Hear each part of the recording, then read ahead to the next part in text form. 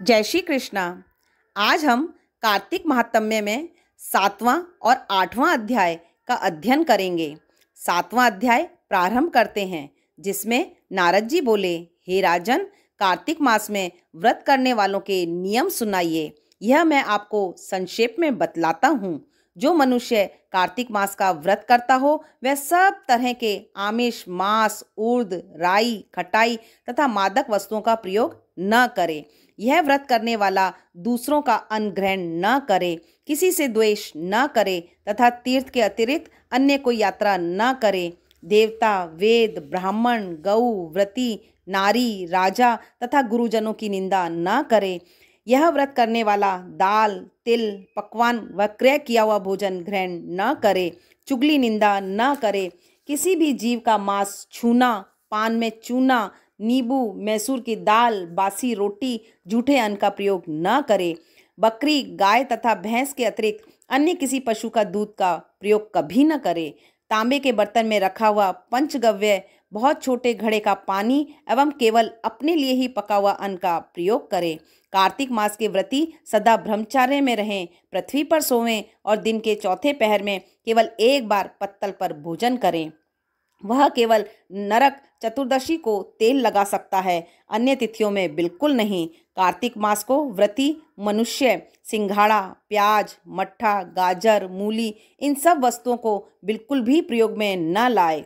लौकी, मट्ठा, काशीफल, तरबूज इन सब वस्तुओं का कार्तिक मास का व्रती बिल्कुल सेवन न करे। मासिक धर्म वाली स्त्री से चांडाल, पापी, ब्राह्मण, द्रोही और नास्तिकों से तो बिल्कुल भी बातचीत भी ना करे। भगवान विष्णु को खुश करने के लिए अपनी शक्ति के अनुसार चंद्रायण आदि का व्रत करे और उपयुक्त नियमों का पालन करे। कार्तिक का व्रत करने वाला मनुष्य प्रतिपदा को कुम्हड़ा, द्वितीय को कटहल, तृतीय को तरुणी स्त्री, चतुर्थी को मूली, पंचमी को बेल, षष्ठी को तरबूज, सप्तमी को आंवला, अष्टमी को नारियल, नौमी को मूली, दशमी को लौकी, एकादशी को परमल, द्वादशी को बेर, त्रयोदशी को मट्ठा, चतुर्दशी को गाजर तथा पूर्णिमा को शाक यह वस्तुओं का प्रयोग न करें। आंवला का प्रयोग रविवार को न करें। व्रती यदि इन शाखों में से कोई शाक का सेवन करना चाहे तो पहले ब्राह्मण को देकर खाए। यही विधान माघ मास के व्रती के लिए भी है।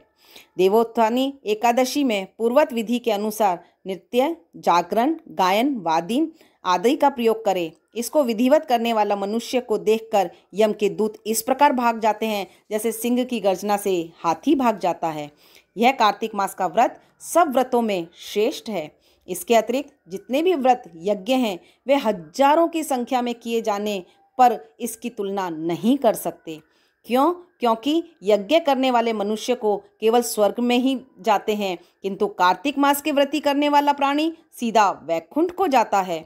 जिस प्रकार राजा की रक्षा उसके अंगरक्षक करते हैं, उसी प्रकार कार्तिक मास का व्रत करने वाले की रक्षा भगवान विष्णु की आज्ञा से इंद्र आदि देवता करते हैं। कार्तिक मास का व्रत करने वाला मनुष्य जहाँ कहीं भी रहता है वहीं पर उसकी पूजा होती है, उसका यश होता है। उस स्थान पर जहाँ कि वह रहता है भूत, पिशाच आदि कोई भी नहीं रह पाते। विधि सहित कार्तिक मास का व्रत करने वाला मनुष्यों के पुण्यों का फल श्री ब्रह्मा जी भी नहीं दे सकते। यह व्रत तो संपूर्ण पापों का नाश करने वाला, पुत्र पौत्र और धन धान्य को बढ़ाने वाला है। जय श्री कृष्णा।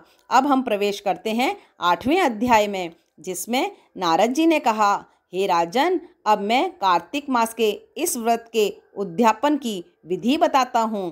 ध्यानपूर्वक सुनिए। व्रती को चाहिए कि कार्तिक मास में शुक्ल पक्ष की चतुर्दशी को व्रत के संपूर्ण फल की प्राप्ति के लिए तथा विष्णु को खुश करने के लिए उद्यापन करे। तुलसी के ऊपर चंदुआ बनावे, बंधनवार व फूलों से सुसज्जित करे, चंवर से सुशोभित मंडप बनावे, चारों दरवाजों पर मिट्टी के बने हुए पुण्यशील, सुशील, जय और विजय 4 द्वारपालों को अलग अलग बैठावे। तुलसी की जड़ों में 4 रंगों द्वारा सर्वत्र भद्र चक्कर बनावे। उसके ऊपर पंचरत्न नारियल रखे और शुद्र वस्त्र से कलश को ढके। फिर भगवान विष्णु का पूजन करें। द्वादशी को भगवान विष्णु जागे थे इसलिए त्रयोदशी को देवताओं ने उनके दर्शन किए थे, चतुर्दशी को देवताओं ने उनका पूजन किया था। इसलिए भगवान विष्णु के उद्यापन की पूजा की जाती है। उस दिन संयम और शांत चित्त से व्रत करना चाहिए। अपने गुरु की मूर्ति बनाकर षोडशोपचार तथा विविध नैवेद्य आदि से भगवान का पूजन करें। विविध प्रकार के वाद्यों के साथ कीर्तन करता हुआ उस रात्रि को जागरण करें। जो प्राणी श्रद्धापूर्वक भगवान का कीर्तन करते हैं उन लोगों के 100 जन्मों के पाप धुल जाते हैं। जो व्यक्ति भगवान के नियमित जागरण करके रात्रि भर भगवान का कीर्तन करते हैं उनको असंख्य गोदान का फल मिलता है। जो लोग भगवान की मूर्ति के सामने नृत्य गान करते हैं उनके अनेक जन्मों के एकत्रित पाप नष्ट हो जाते हैं। जो लोग भगवान के सम्मुख बैठकर कीर्तन करते हैं और बंशी आदि बजाकर भगवत भक्तों को खुश करते हैं और भक्ति से रात्रि भर जागरण करते हैं उसे करोड़ों तीर्थ का फल मिलता है। पूर्णमासी को अपनी पत्नी सहित वेद पाठी ब्राह्मणों को या केवल एक ही श्रेष्ठ ब्राह्मण को उसकी पत्नी सहित बुलावें और उन्हें खीर आदि का मधुर भोजन करावें और यथाशक्ति दक्षिणा देवें, क्योंकि पूर्णमासी को ही भगवान ने अपने भक्तों को वरदान दिया था और मत्स्य अवतार रूप धारण किया था।